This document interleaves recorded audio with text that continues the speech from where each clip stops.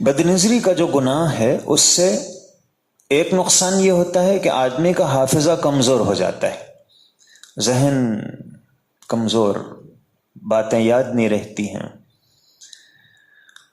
اور دوسرا اس کا نقصان یہ ہوتا ہے کہ آدمی ایک نہ ایک دن ذلیل ہو جاتا ہے، اور تیسرا ہے کہ برکت ختم ہو جاتی ہے۔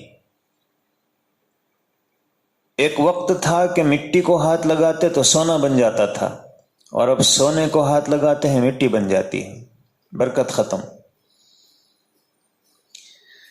شیطان پر امید ہو جاتا ہے ایسے آدمی سے۔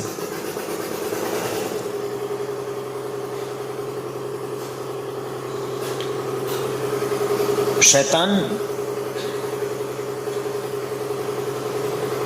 نے قسم کھائی کہ لَأَقْعُدَنَّ لَهُمْ صِرَاطَكَ الْمُسْتَقِيمَ، آگے سے، پیچھے سے، دائیں سے، بائیں سے میں ان پر حملہ کروں گا، یہ شیطان نے کہا۔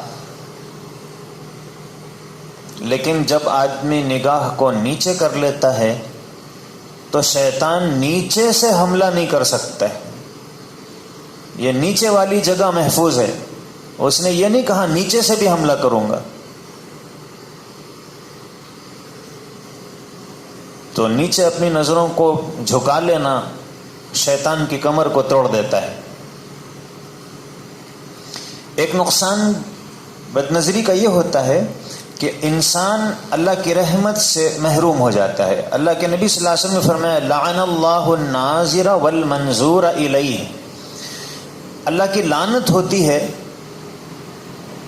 اجنبی عورتوں کو دیکھنے والے پر اور اس عورت پر جو اپنے آپ کو دکھانا چاہتی ہے، ان دونوں پر اللہ کی لعنت ہے۔ ایک اور نقصان یہ ہوتا ہے کہ جسم میں بدبو پیدا ہو جاتی ہے۔ اس گناہ کا اثر یہ ہوتا ہے کہ انسان کے جسم میں بدبو پیدا ہونے لگتی ہے۔ بدنظری سے آدمی قرآن کریم کو بھول جاتا ہے۔ جہاں بدنظری جاندار چیزوں کے ذریعے ہوتی ہے، آج کل تصاویر بھی انسان کو بدنظری کے گناہ میں مبتلا کرتی ہیں، تو بے حیا اور فحش تصویروں سے بھی دیکھنے سے اپنے کو بچانا چاہیے۔ ایک آدمی نے کہا کہ ہم تو خوبصورت چہروں کو دیکھ کر اللہ کی قدرت کو پہچانتے ہیں کہ اللہ نے کتنا حسین چہرہ پیدا کیا۔ حضرت حکیم الامت مولانا اشرف علی تھانوی رحمۃ اللہ علیہ حکیم الامت تھے، اور حکیم الامت، حکیم کہتے ہیں مرض کو پہچان کر اس کا علاج کرنے والے کو، تو ان کو حکیم الامت کہا جاتا ہے۔ انہوں نے کہا کہ آپ اللہ کی قدرت کو دیکھ کر اللہ کو پہچانتے ہیں کہ اللہ نے کیا خوبصورت چیز بنائی، اللہ کی کیا قدرت ہے عظیم۔ انہوں نے فرمایا کہ کیا تم کبھی اپنی ماں کی شرمگاہ کو بھی اس نیت سے دیکھنا پسند کرتے ہو کہ اللہ کی کتنی بڑی قدرت، کیسی چیز اللہ نے بنائی؟ کیا آدمی اس کو پسند کرتا ہے؟ ظاہر ہے کہ اس کو کوئی پسند نہیں کرے گا۔ تو حضرت نے فرمایا کہ پھر جیسے اس کو دیکھنا انتہائی معیوب اور گھناؤنی چیز ہے، اور یہ اللہ کی قدرت کے پہچاننے کا راستہ نہیں ہے، ایسے ہی تمہارے دل میں یہ جو خیال آیا یہ شیطانی وسوسہ ہے۔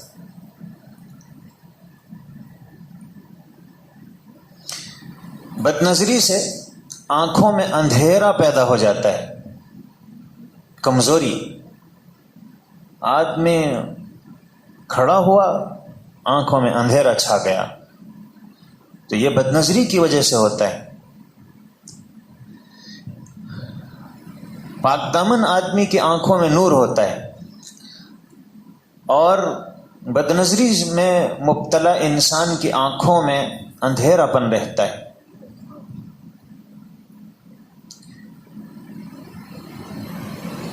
فقہا نے لکھا ہے کہ آدمی اگر اپنی بیوی سے ہم بستری کر رہا ہے اور تصور میں کسی اور لڑکی اور عورت کی طرف خیال لے جاتا ہے تو یہ بھی زنا ہے.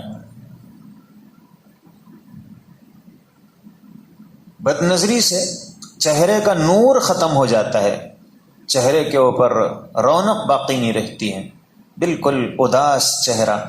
حضرت ابو امامہ رضی اللہ عنہ فرماتے ہیں کہ رسول اللہ صلی اللہ علیہ وسلم نے فرمایا لَتَحْسُنَنَّ أَبْصَارَكُمْ، تم اپنی نگاہوں کی حفاظت کرو، او لَتَحْفَظَنَّ فُرُوجَكُمْ، اپنی شرمگاہوں کو بچائے رکھو، ورنہ لَيَكْسِفَنَّ اللَّهُ وُجُوهَكُمْ، اللہ تمہارے چہروں کو بگاڑ دیں گے. اور چہرے کے بگاڑ کی ابتدا ہوتی ہے کہ چہرے کی رونق ختم ہو جاتی ہے، اس کے چہرے پر مٹھاس نہیں رہتی ہے، اداسی رہتی ہے. چہرے کو دیکھنے سے ایسا معلوم ہوتا ہے کہ کچھ پریشان آدمی ہے.